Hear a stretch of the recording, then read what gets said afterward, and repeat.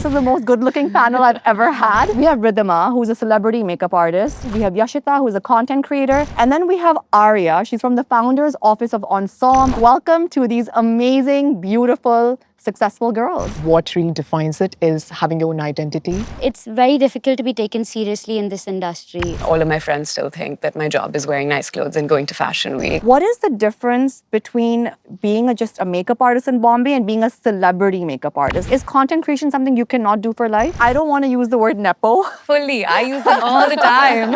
I do want to get into money.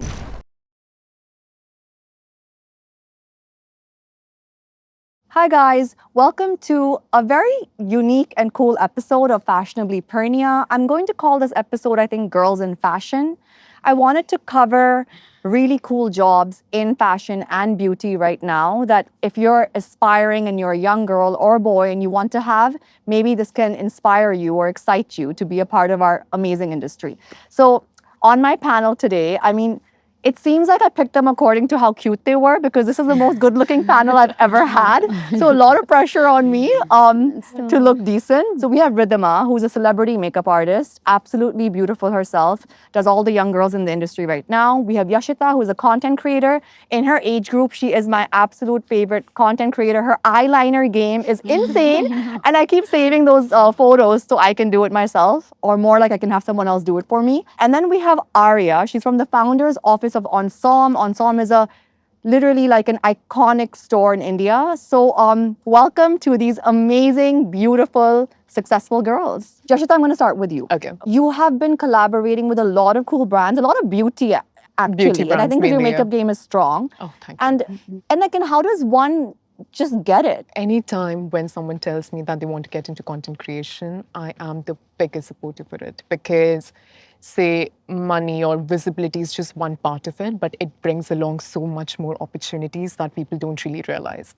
But to establish yourself or maybe, being relevant in the space because it is so saturated, I think what really defines it is having your own identity, who you are as a person, what sort of content you want to do. I think once you define something like that, you find the right audience that, want to engage with content like that. What are the kind of opportunities do you think content creation brings as like a young girl in the industry? Oh my goodness, I can't even begin counting. Like, honestly, my personal example, I started creating content about 4 years ago, and this was the time I was really not sure what sort of content I wanted to put. I was experimenting here and there, but I did my first paid collaboration with Nykaa Fashion. Yes. It was, I was supposed to make 4 videos for some brief that they were having, and they quite liked my work. I was still unsure about what exactly my position is in the fashion industry or just the creative industry in general. Yeah. I just had a word with the creative director at that point, and I was just like, I know you really liked my content. Do you think maybe I can work for Nykaa Fashion? That's how I scored my first work over there. And I worked over there for 6 months. Then I went to Warwick Business School to do my master's. I got a scholarship at Warwick because I had worked with so many brands. I had done so many content. I interacted with so many businesses. So yes, money and visibility, sure, it's a great part of it, but there are so many opportunities that do come in if you're eager and you know what direction you want to chase after. That's so interesting because your collaborations and your contacts and your experience led you to get into business school. Yes. Yeah, that's amazing. Even I love with a that. scholarship, which is amazing. I know scholarship. I love that. And I never love that. expected that. It Good was for you. really- That's amazing. And nothing Oh, with thank a you. smart girl who's very good looking. Yeah. Yeah. Okay, Riddhima, coming to you now. Okay. Like content creation, even the world of makeup, right? And being a makeup artist in a city like Mumbai does feel saturated at times. Yeah. What is the difference between being just a makeup artist in Bombay and being a celebrity makeup artist? I know you and Ananya Pandey have a very close relationship. The thing with makeup is that the bigger the celebrity you do makeup for, the more you get paid, or the Yeah. more people are willing to pay you. That's correct, right? Yeah. So how do you elevate yourself to that status? When I started, I wasn't a celebrity makeup Right. artist. I started doing test shoots. I started just playing around with my friend, she was a photographer, so we would just like do shoots together. We would This call is Sasha Jairam. Sasha and my other friend Riddhika, also Okay, from okay. school. We would just do test shoots. We would call models, and we would just shoot on roofs of the Right. building roofs. It's very difficult to be taken seriously in this industry, Right. especially when you're. With me, I felt like the issue was I looked smaller, I looked young. I don't think people took me seriously for a while. So I think a lot of it was just like having good work ethic. I think I had to have that to be taken seriously. And then obviously like you display your work, you keep experimenting, you might have like 4 jobs in the month, but I still want to show my work, try something new. I've seen a new trend on Instagram, or Hailey Bieber did some beautiful look, or anything fun or new. I feel like just experimenting and putting your work out there. Instagram is like a blessing. Yeah.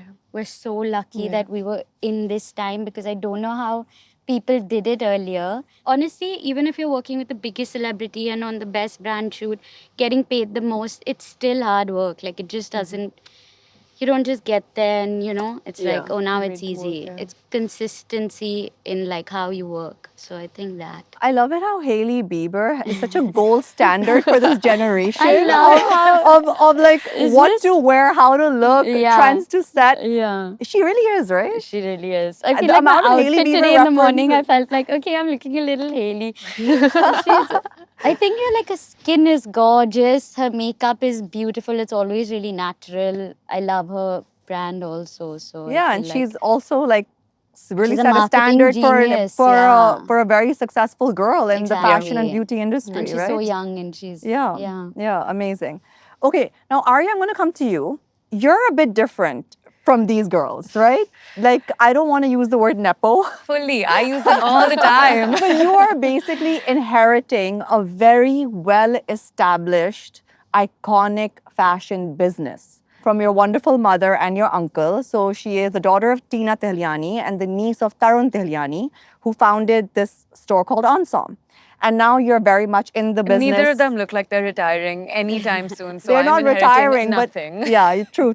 But eventually it's coming to you. I continue to have the most stringent bosses in the world. But you know what? Good, no? Yeah. Good. I mean, if you're going to join a family business, you might as well be trained hard for it, Oh my God, right? yes. Because how is that different from being like self-made like these girls? And do you feel a lot of pressure to fill in these shoes? Because you don't have that stress of earning a certain amount of money for your living, right? I want to understand this perspective of being a young girl in the business. So I definitely think that working in fashion, you have to recognize that there is a degree of privilege that is associated with occupying the space, because honestly, fashion doesn't pay the way that finance and other like tech jobs do. Right. So that was like conversations that I was having with professors in college, where I was like, I don't want to go back to India and move into my childhood bedroom and work with my mom and live the same life that I lived at 15 and 16 and 17, but like going to the office instead Yeah. of going to school. My mom didn't study fashion, and initially neither did my uncle. And my mom wanted to look at development and policy, and she was actually an international relations major at Stanford. And so she approached fashion as a way to conserve our country's textile and craft heritage that at the time that Ensemble was being set up was considered really uncool. My mom was very clear that no child of hers would join the industry without work experience elsewhere. And then I graduated into the pandemic and was going to work at Teach for India, actually. I didn't show up to my third round Teach for India interview, much to my mother's abject horror. And so she told me if I wanted to work with her to start on the shop floor. And I spent a year on our Kala Ghoda shop floor. And I was the person that when you walked in, say, hi, welcome to Ensemble, how can I help you? And I was doing client orders and customizations, and I saw things go wrong and I saw things go right. And I think that that gave me an appreciation, for what our teams do every day. It's super easy to glamorize fashion, and all of my friends still think that my job is wearing nice clothes and going to Fashion Week, and that could not be further from the truth. But it also taught me two really important things. I learned our customer in a way that you only can if you're doing that. And I learned our product, again, in a way that you only can if you're doing that. Nothing like a rude awakening than to be client facing. I used to Being go home and cry. I mean, clients will humble you Yeah, like it's humbling. nobody Like that. else. Like Yeah. their lehenga above anything else. You know, like Yeah. no one is Yeah, important. Yeah. No, Nothing and is there's no important. concept of working hours and days off, and your phone can ring whenever, and you have to pick up. That's an And entrepreneur. You're working one- 24/7. 1000%. Yeah. I do want to get into money, okay? And the reason is that unlike when I was probably your age or younger, like in my early 20s, and I was entering the fashion industry, I did internships in New York, and then I started as an assistant in India, and the pay was really bad. Now, money is pretty good in this business as a young girl or a young person, right, who wants to work in this industry. Is that a very big reason why you joined this industry, and how does that secure you and make you feel? Honestly, I don't think it was the monetary reason that Yeah. made me join it Yeah. because it honestly started from a place where I always knew I wanted to be in something creative, but growing up, I was never given that access to that information or that, this is how fashion works or this is how creative field works. So it was, to be honest, more of like a soul searching, figuring out, what I want to be, what things I like, and that landed me into content. Money, yes, some projects can get you a lot of money in a day, but at the same time, what most of the people fail to realize is that it is still a project-based work. So security is not there. Security is not there, exactly. Because you might have a good month, say closer to the festive season when everyone wants to work with you. There are like 100 campaigns happening. But there could be a month too, which is, say March for that matter, when the financial year is closing, everyone's closing their accounts. Probably much lesser projects. So whenever someone tells me, like, can we make a living out of content creation? I say yes, but I would not depend on it if I would have to build a livelihood or maybe, invest in places. I started a company in the UK last year. We do communications and production for businesses in the UK and content and in India because I was like, yes, content creation has given me the finances to start this company. So I use the money to channel it into my business, but I do need something that provides that stability too, that security too, that I know in a month I will be getting a certain amount of money. So I think that is quite important when you look into your finances or decide that what profession would be funding your lifestyle. So you can be a lot of things for life, but is content creation something you cannot do for life? I think you can absolutely do it forever and ever till the Okay. time you want it. Okay. There is the content creation, the whole field does not come with any rules for that matter, right? Right. Like we have all sorts of content, we have all sorts of people doing it, and everyone is doing a fabulous job. There is content that literally I wake up, it just inspires me. I mean, might not even be that person, but I'm just like, this is just brilliant. This is like point blank brilliant. So I don't think there is any age limit to it. Yeah, because now I'm thinking like you can do mom content when you become a mom, you do Yeah. bridal content when you're a bride. Yeah. I have I follow some of these really cool women who are in their 60s and 70s and they do a lot of content on longevity, how to look good forever. I mean, you're right. There's all kinds of age groups and Right. people will always relate to you at whatever stage you are in life if you're Yeah. doing a good job, There's right? an audience at all age. Exactly. Yeah. Okay, now I want to get to you, Riddhima. So my sister and I, many years ago, had this conversation, being like, should we learn how to do makeup? Because I said, should I learn how to do makeup? Because the amount I spend on makeup artists, if I would save that money, I could either be a billionaire or I could like start some other new business, which is a fact. I was telling my makeup artist today also, they're so expensive in Bombay. And my sister was like, I want to learn how to do makeup because I want to charge people these kind of prices for 1 hour of work, Yeah. Now, how do you guys, I mean, and the thing is, we both are really bad with makeup and we hate it. So we didn't get into the career, but we really did recognize many years ago, it's a very lucrative career if done right and if the talent is there. Now, how do you charge people? And do you guys increase your prices every year? Because it seems like you do. And you different rates, not for celebrities, different rates, brands, Yeah. different rates, film shoot, different rates. Like, how is this working, this rate card? I think with celebrities, it's also like you're part of their journey. As they grow, your money increases also. So it's very like you could be working with someone who's just starting out, and you probably are getting paid a little lesser. But of course, you're also getting paid for your skill. So that's where like you'll have like a standard probably rate for like a minimum. of like what you would do for a TVC or a brand shoot or a campaign or stuff like that. But then there are actors that you work with whose budgets for you are even higher than what you would quote. So that's like a good day. Yeah. That's a great day. All days are good days.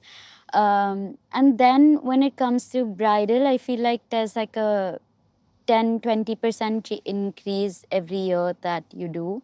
You could be like the entourage of a big actor and then you're getting recognized and seen and getting paid that kind of money. But then there's also like 100 other people on set that are probably making like bare minimum wages. So I also feel like we are very lucky in this industry, but also there's like a lot of inequality also that you see over time as you grow and as your like charges increase. You also sometimes feel like, oh my god, I'm charging this much, but there's like 50 other people that are working maybe harder than me that are probably not, getting that kind of money.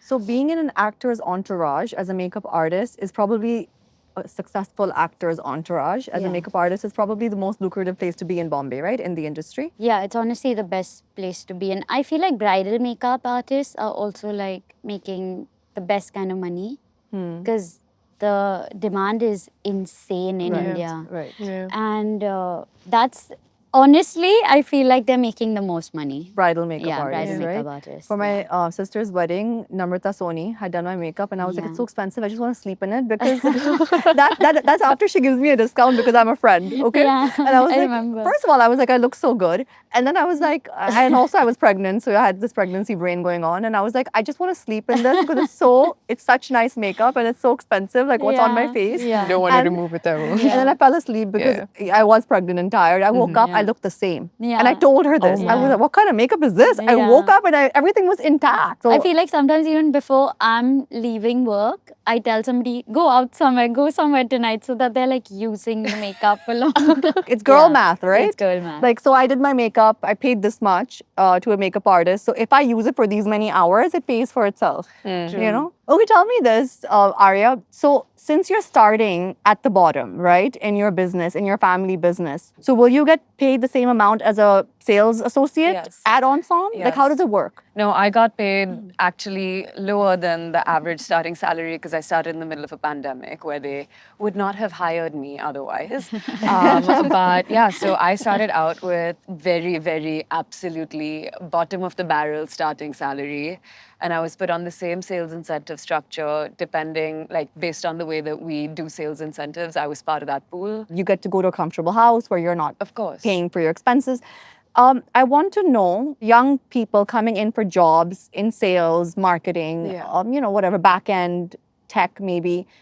How do you structure their salaries so that at least they can kind of afford their course. life, right? Yeah. Do you guys think about that? You said you worked in HR as well, 1000%, so yes. yeah. So we actually every couple of years do a big benchmarking exercise to figure out what costs are looking like. Obviously, that's something that we look at every year with increments because increments are obviously based on the person's performance, the company's performance, but also economic realities. And then every few years we do a very, very comprehensive comp and benefit analysis. And that's actually what I got to be a part of because we had to obviously redo it during COVID because costs started looking really different, but performance also started looking really different. And obviously, when you are a company, you have to look out for your people and you also have to look out for yourself. You kind of have to balance both things because if the company folds, then everyone's out of a job, right? So you have to manage your P&L very carefully because we fundamentally believe that we aren't actually in the business of clothes. We're in the business of people, whether it's our team, whether it's our customers, whether it's our designers. It has to be a win-win for everyone because we really believe in going far, not fast.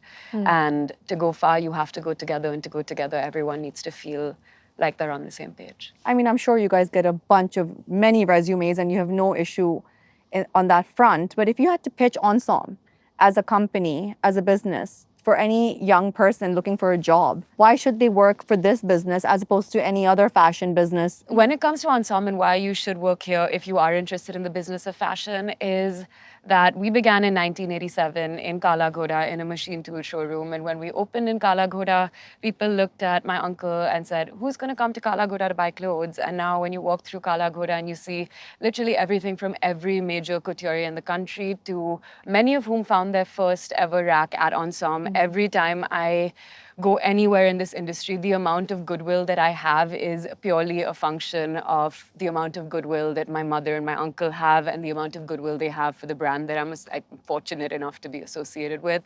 I have seen names that are household names in, forget this country, but now every country, walk up to my mother and literally look at her and say, I am here because you believed in me. And you get to work up close and personal with some of the biggest names in the country, but I think even more excitingly, you get to figure out who the next big names in the industry are. And every single day we get to find and work with some of the most intelligent, interesting, inspiring people in the country and in the world, I believe. We don't believe in shortchanging our team, our customers, or our designers, because this is an ecosystem where everyone needs to feel seen, important, and like they're valued. Because ultimately, I think that when it comes to comp, money is very important. We have to have a roof over our heads, we have to have food on our plates, and we have to have, hopefully some nice clothes to wear. But our generation looks for meaning, which I think is really cool. And meaning obviously has to be supported by a paycheck. You cannot tell people that you will pay them in exposure and experience and any of these things. But anyway, That was us. yeah. And this is a line I know from Devil Wears Prada, but I swear it was said to me that there are many people in Millions line, would kill honey. for a So job. if you, because I think must have been crying in some corner, and like if you want to leave, please Bye. leave. Yeah, because there's like a line of like million other girls who would kill for this job. And I want to touch upon something else as well, like more so for Yashita and Riddhima, because your job, a lot of it requires you to have a strong presence on social media, right? And in on a public platform. How do you deal with your either mistakes or having, criticism online? For me, at least, it's been it's a bit unserious because, I mean, no one's ever going to be completely happy. I've had instances where, like, Ananya's walked out and she's had a tan from Maldives and her face and body just don't match. And I've got like hate messages, hate DMs, and I'm just laughing because they think I've put bronzer on her, what, I have no idea. And You're like, it's "It's so not that deep." unserious for me because then there's also times where Ananya's like, dude, I walked out and it looked like I had a rash on my face because the blush blindness has reached like another level.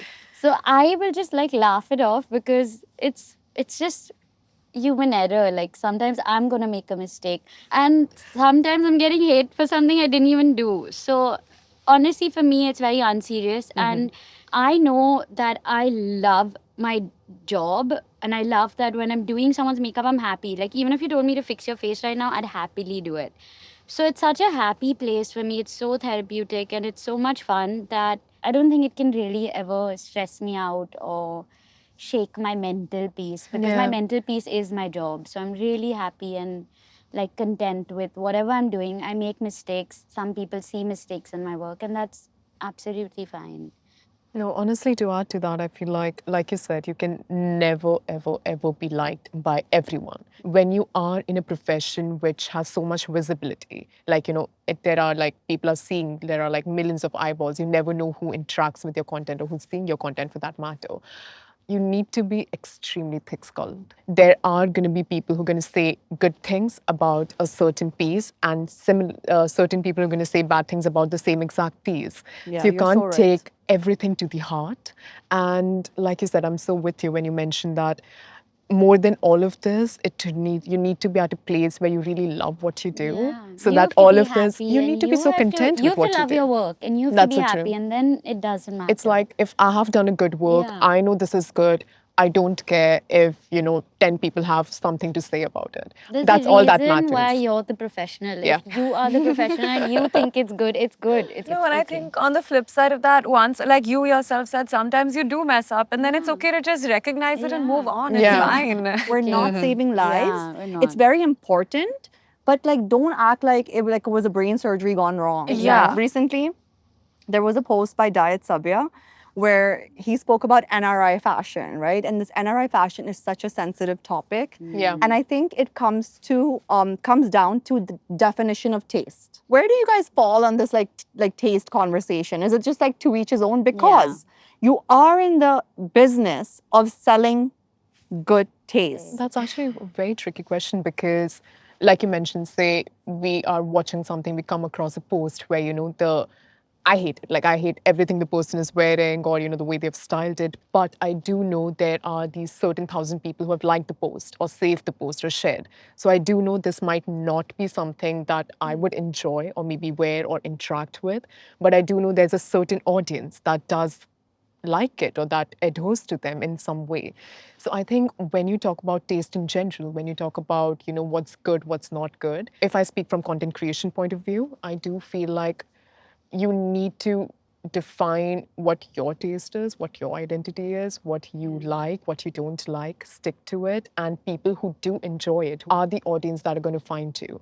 And that is also so important because I do see a lot of content creators, again, amazing work, but they might tend to run more by trends or virality, like quick views, quick engagements, but that's not sustainable in the long run because I do believe personally what's more sustainable is building a community. And that is what is going to make it sustainable and your business as a whole sustainable for that matter. There's an audience for everything. Yeah, That's the bottom and I line. also feel like your own taste is like ever growing, and sometimes you look back at something you did and you're just like, oh, like what was I thinking? Yeah, So that's I so just feel true. like I can never look at my images 2 years back. Yeah, Like, I'm just like, I same. cringe off when I look at them. No, and like if you look at Ensemble is a curation house, right? So Yeah. taste actually becomes particularly important there. Yeah. Yeah. And so we actually have this conversation often, right? And I think similar to what you said, you have to know who you're talking to and you need to be okay to talk just to them. And that's Yeah. something that we look at very, very seriously. And we look at curation actually as like a three-pronged thing.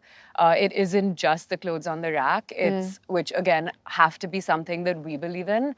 And there are very many things that we know will sell, but that we don't stock because again, it's about having a point of view. And that point of view is like, again, very ever evolving, Yeah. but again, still has to have some dotted line back to like course. some source, Yeah. right? And so for us, that tends to be clothes that are original in their design. So we don't want to stock designers that are just copying other designers at lower prices. We know that will sell. We know that will actually sell really well. But that's not something we believe in. The second is quality. Quality is fairly objective, either something's well made or it isn't. It's not, yeah. And so, when we onboard new designers, something that we do is actually turn the garment inside out before we see it the right way up because it's the way that it's cut, it's the seams, it's every garment is tried on because it's the way that it feels. Like my mother's favorite thing to say is luxury is in the way something looks. It's the way it feels on your skin. Oh, that's beautiful. And then when it comes to the aesthetic, we understand that there'll be people that may not find what they're looking for with us, and that's okay. Because the second we try to speak to everyone, we dilute who we are and what we believe in, right? And I think that's very kind of similar to what you guys said, is that so long as you enjoy what you're doing and you believe in it, and it's coming from some source that brings you joy, Yeah. people will say what they have to. So this is something really interesting. I think you just said to be in the fashion and beauty industry, you have to have your own point of view Very important. and stick to it. Yeah. And you will find your community and you cannot please everyone.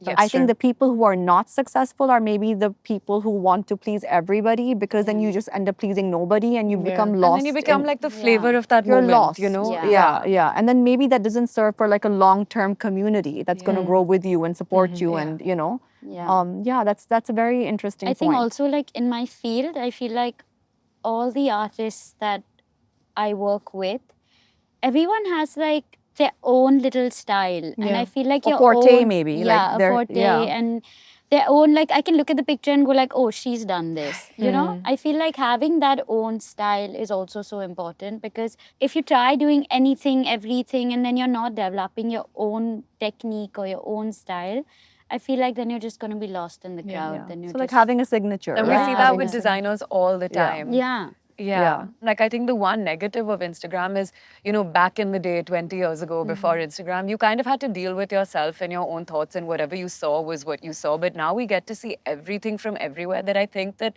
you actually also have to be really careful about not falling into the pit of being like inspired and unconsciously like replicating what other people are doing. And that I think, like, while Instagram's given us incredible visibility, reach, platform, I think it's so much harder to do what you just said, right? You still have to do it your way. Yeah, Like, you have even to if you figure out get- your thing. Yeah. This is like a big conversation that also comes up when we're doing shoots and you're given a reference and then they want you to do that reference. And you're like, I can't just do this reference. Yeah. I have to look at the person that I'm working on and I have to create what would suit their face. Of course, I can like be inspired by it, but I can't recreate Recreate it. That's, it, yeah. Yeah. Okay, tell me this. As a representative of the beauty industry and the makeup industry in this chat, what is the best thing about working in this industry? I'm not going to say the worst. Let's encourage people. I think the best thing for me would be that every day is a new day. I don't know what's going to come at me, and that keeps me on my toes and that keeps me excited. Because I think I would get really bored if I knew exactly what I had to do The next the time. next day. And apart from that, it's honestly a very beautiful community, I feel. The whole fashion industry, I feel like, comes with so much heart and soul. I feel everybody who's actually like loving what they do and are doing a good job, I think they're really doing it with a lot of heart. And then when you create that one thing together, I love seeing that end product, Result, that end yeah. result. Yeah, because I Yeah. feel like it's all of us who did that. Yeah. Very creatively satisfying, Yeah. basically. Yeah. And okay, Yashita, I want to ask you this. What is luxury to a young person who is defining it as they're growing, you know, because I think the luxury industry is going to be in your hands, right? Yeah, I never associated luxury equating to its price tag. For me, it's more about intention. It's more Right. about craftsmanship. It's about, okay, if a particular product was made, what was the idea behind it? What was the inspiration behind it? Because me as a creative, me as a person doing my job every day, those are the things that excite me, that make me wake up in the morning, you know, searching for meaning in things. Very interesting. So you go below the surface of Yeah. of a product, right? Yeah. That's interesting. Okay, I want to ask you, what is your generation or you in particular adding to an established, successful business? This is actually a question that me and my mom were asked together in an interview, so I'm just kind of stealing her answer a little bit. But I think that, you know, when they started, there were no rules, which is a definite pro. But they also started with their own hangups, their own reservations. They definitely had to take like baby steps while taking gigantic leaps at the same time. I think that I come from a place that's a little bit more assured. I had the benefit of their wisdom, which they didn't have, and I'm able to kind of filter that through my own worldview. And I'm also possibly the only person that can hold a mirror to their faces and not be scared of saying some really harsh truths that, you know, a lot of other people wouldn't be able to say to them. So looking at those things, and then I think kind of like what we've been talking about is that our generation is very like the generations that came before us in certain ways and entirely unlike the generations that came before us in other ways. Yeah. We were the generation that was raised both with and without social media because we had our childhood without it. Without it, And then yeah. as soon as we became like adolescents, it became like the thing, right? So we've both been shaped by our own point of view and by a worldview that few people have had access to before our generation. The one thing I would say that your generation has changed in this industry and maybe in many others, but I can speak about my own industry, is that you guys have changed the quality of life. People of my generation took pride in like Last having to no leave, life. yeah. Working so much and having no life. Like it was like the harder you work, Yeah. like the better you are for some Yeah. reason. Yeah. Another point, okay, I want to make is it's so interesting because we all belong in the same industry. Is it really important for you guys to have a sense of camaraderie and community? And Yes, because you're literally all 100%. hiring and working and buying from each other, Yeah. right? Even with me as a makeup artist, I feel like maybe I don't work with content creators as much now. But back in the day, I've done so much like work with content creators. But today, I speak to my husband has a brand, an activewear brand called Bird Eye. Every content creator I meet, I'll just be like, I'm going to send you something. So I feel like we're all so intertwined. Even like when I got her profile and I wanted to tell her that my wedding lehenga was from Tarun and it's the most beautiful lehenga I've ever seen in my life, and I wanted to meet her and tell her that please tell your uncle, like I felt the prettiest that I'd ever feel that day. So I feel like we're all so interconnected, and I Interconnected, feel yeah. like that's what I said, that I feel like the whole fashion industry is also so much heart. Yeah, I think we've also just started taking things so seriously, and I really believe that there's room for everyone. I'm not the only person that has my very exact specific title. I am not, you know, like neither are you and neither are you. And there's room for everyone to kind of do their thing, but you just have to have a thing to do, you know, like that you have to have a point of view. And I think that, you know, back again to go back to the good old days that I have gotten to hear about, there was a lot of like camaraderie, you know, people came together, they helped each other. And now we're so caught up in our own to-do list that I think we've kind of forgotten a little bit of the magic that comes from just coming together.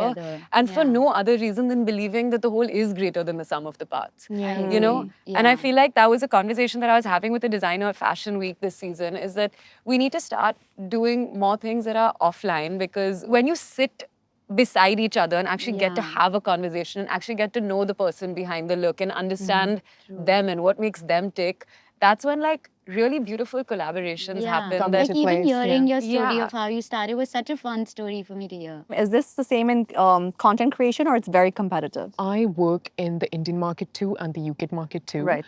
I do events, collaborations, PRs, everything in both the Right. markets. UK market, if I talk about, I think it can be a bit more unified. The sense of community can be a bit more, because whenever I've gone to an event, okay, forget about influencers, even the POCs or point of contact for any brand. It is, if we are working together, if I'm associating with, say, a Killian Paris for Matter, of course, we're going to have an exchange of emails, but the next step is let's meet for a coffee. Everyone, like any POC, any influencer, if we're working together, if we're interacting about something that we want to build, the next point is going to be let's meet for a coffee. Are you free for a coffee? Say Monday, 12, I'm going to mark my calendar. In India, yes, I do think people are, we all have such a beautiful community. There are such brilliant creators. We are such brilliant, in the last 2 years, especially post-COVID, we have so many brands entering the market.